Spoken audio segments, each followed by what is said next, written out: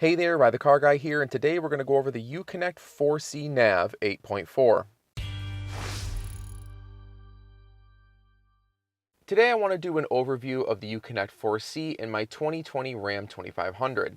This unit spans pretty much all Chrysler products. I had, something similar, if not the exact same thing, in my 2018 Chrysler 300, and of course Dodge has them as well. Let's start by seeing how quickly we can interact with it once we turn on the ignition.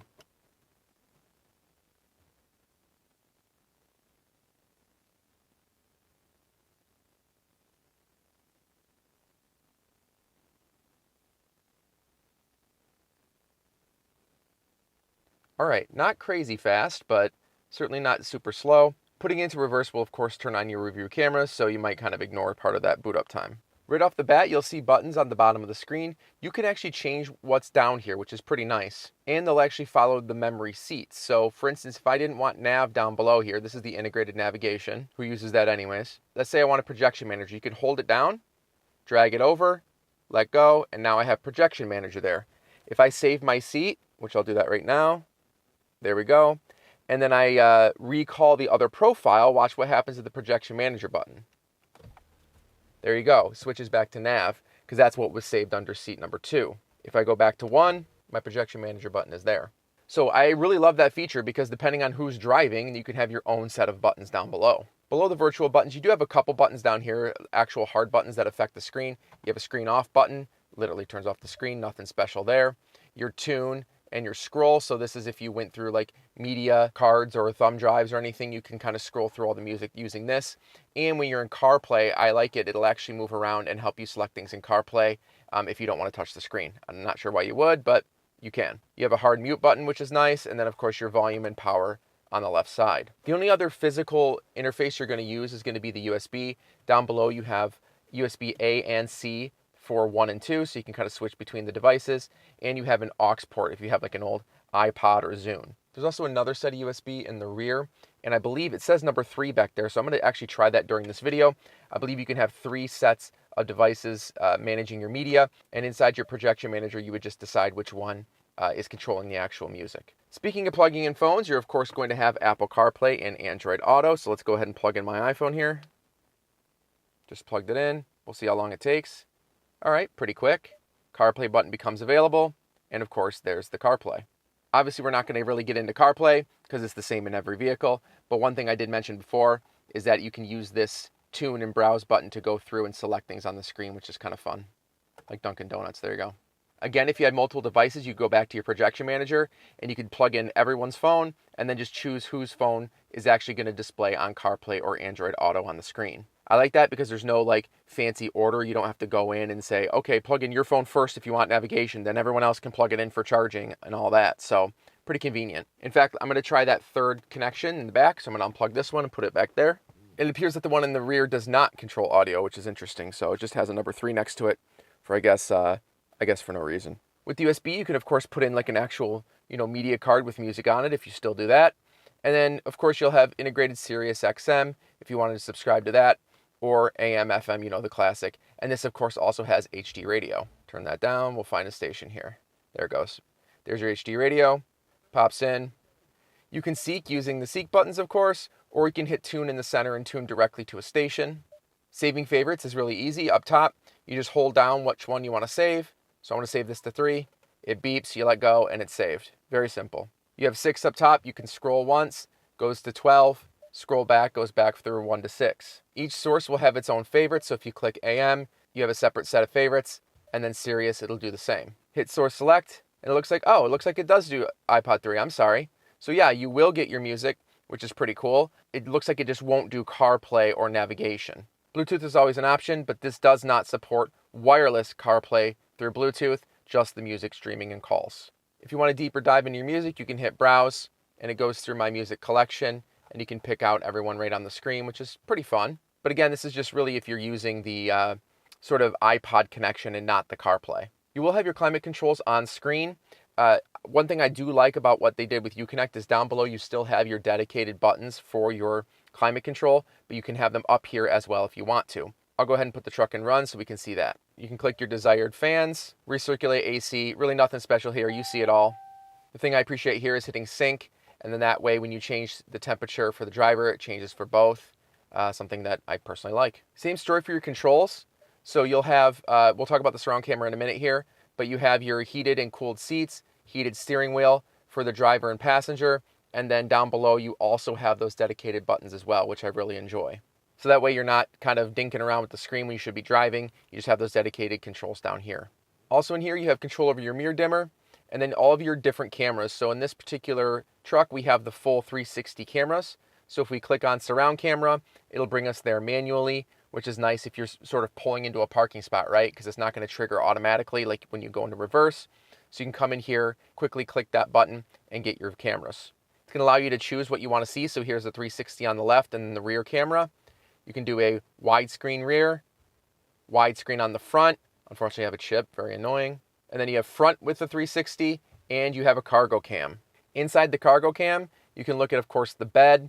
You can look in just the rear, or you can look down the sides of the vehicle. So it looks kind of funky, but there's actually a split in the center, and you can see the right and left side of the truck. And then you can decide how much screen space you want to take up with each one. So the right, and then split right down the middle, a little more to the left, and then fully to the left. That's convenient, like I said, when you're driving forward and you just want to park, you can hit controls real quick, and then hit surround, and then you have your, you have your 360 camera quickly available. This also has an array of apps. One of my personal favorites we'll talk about right away is TravelLink. I love this. It's, I don't know what the cost is. Usually we get it on trial when you buy the vehicle. It always seems to be active, but it shows you fuel prices. It shows you movie listing and sports, whatever. But what's really important is the fuel prices. You can click on it. It will give you updated information of the nearest gas stations and what the price is of the particular fuel that you choose. You come over here, choose fuel type. We have diesel, obviously this is a diesel, but you can choose anything that you want and it will display the prices for you. If you like what you see, you click it and then you can navigate right to it. Hit go now and it will use the integrated navigation to get you there. You can also look at movie listings. If anyone still goes to the movie theater, you can use that. It shows you what's there and then you can go in there and see what's actually showing and what the show times are, which is pretty cool. Must be a small theater. How about this one? Yeah, there you go. Scroll through. Look at the show times, click on it. It even gives you a synopsis of the movie. Kind of cool. Going back, we have sports. One thing I do like about this is this will give you, if you favorite a team, it'll give you score updates like while you're driving, which is pretty sweet. So if we go here, we say Big Ten, and then we go to, there we go. That's going to be what? That's this weekend? Yeah. Let's go find my team here. There's my team, Michigan team info, and I want to add them as a favorite. So now, if I'm driving and there's a game on, it's going to give me score updates right on the screen. Another very handy feature is the weather. So not only can you go in and see the weather for different locations, of course, 3 to 6 hour, 5 day, and then you can go look at a specific location with ski info if you're into that sort of stuff. But also the weather map. And one thing I like about this is that this will give you weather alerts. So for instance, there was a high wind advisory and we're towing a camper right now. You probably saw it in one of the cameras, but we're towing a camper. Towing across country, it is good to know when there is like high winds or tornado warnings, things like that. It'll pop up right on your screen and tell you that there's this particular warning for the weather. You can also just look at a radar map. So here's our radar. You can look at fronts, different storms going through, all that. It's really nice. There's also traffic. So when you're routing, it'll route traffic kind of like Google Maps or Apple Maps already does, but it's there as well. And then you can manage your subscription for Sirius. The rest of what you see in the apps is really kind of what you get. You have, your vented and heated seats. Those controls are in there. Your cargo cams, all your surround cameras, climate, all that's in there. A couple other things to note that are pretty cool. You have your tire fill alert. You have vehicle user guide, which I really like in here. So if you click on this, this will load up the user guide for the truck. You have your different options here, just how to operate the truck or vehicle maintenance, emergency support. So we're going to click on vehicle maintenance and then we'll look at engine compartment. We have the 6.7 liter and it tells us what's in the engine compartment and where to find it. Very cool. Gives you a little article, describes everything, and then it has related topics. So like if your engine's overheating or how to break it in. Very cool. And then you can favorite it to find it easily next time. I think that's an awesome feature, especially with people. For instance, this is my first diesel and it's my first heavy duty truck. So it's just a little bit different, right? So it's good to have this. I can just come in here and I can search for stuff and it will show me all different kinds of stuff about how to run my vehicle. This can act as a hotspot. I don't even know if that's still supported anymore. But, basically with every single phone being a hotspot, I'm not really sure if that's worth it. But, it's there. It's technically possible. And then you have your SOS service. You can sign up for that. You have buttons up above, like a little assistant and SOS if you want to subscribe to that service. In your settings, you have just a ton of options. You have your basics, of course, like language and display. And here it'll give you different options, like do you want it to beep when you touch it? When do you want controls to time out? So for instance, when I hit the controls button, if you just let this sit, it'll go away. So that's just an option in there. If you don't want it to go away, you can set it up, and that way it won't go away when you click it and you just want it to sit there. You also have units, so if you want everything in metric, you can do that. You can set up your voice commands, which, this of course you can talk to it and give it addresses and things like that for navigation and tell it to go to different stations or whatever. I don't really use that, but it is there and you can, do with it what you will. Setting your clock, nothing special. Different camera settings, whether or not you want to see your guidelines. Safety and driving assistance, I usually like this one. This is where you set all your sensor parameters here. So how loud do you want your front and rear sensors? Do you want the blind spot alert at all, which is pretty cool. You can do lights or lights and chime or nothing at all. Trailer length for blind spot, I love this because this will actually use the sensors in the truck to determine how long your trailer is, and then it will determine your blind spot length. Very neat. Hill start assist, tire fill assist, mirrors and wiper settings, light settings, like how long is the, valet lights on, things like that. How you want your locks to operate. Do you want auto heat and vent, which absolutely, that's awesome. What happens when you turn off the key? On and on and on. In here, because it's heavy duty, you have your trailer settings.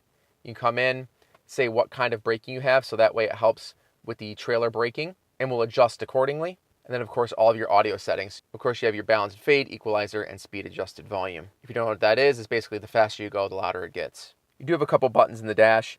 You just have your voice recognition button. So if you hold it down when you don't have CarPlay, it's going to use, of course, the Chrysler voice recognition. So watch this.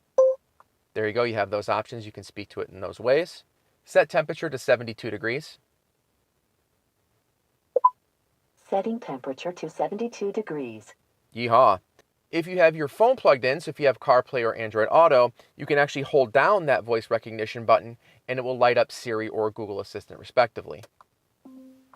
What time is it in Rio de Janeiro? In Rio de Janeiro, Brazil, it's 11:16 a.m. Awesome. Good to know. So when I do these types of reviews, I always like to mention at least one thing I like and one thing I dislike. And let's start with the one thing I like. One thing I like is that it's pretty darn snappy. So if you click around in here, you don't have to wait very long. One thing I find incredibly irritating is when you're trying to interact with your infotainment and then you sit and then you have to wait for something to come up. The only time you're really waiting in this is when you're trying to get information, right? So if I click on the user guide, this is going to sit here and load this. So that's fine. I mean, I kind of expect that.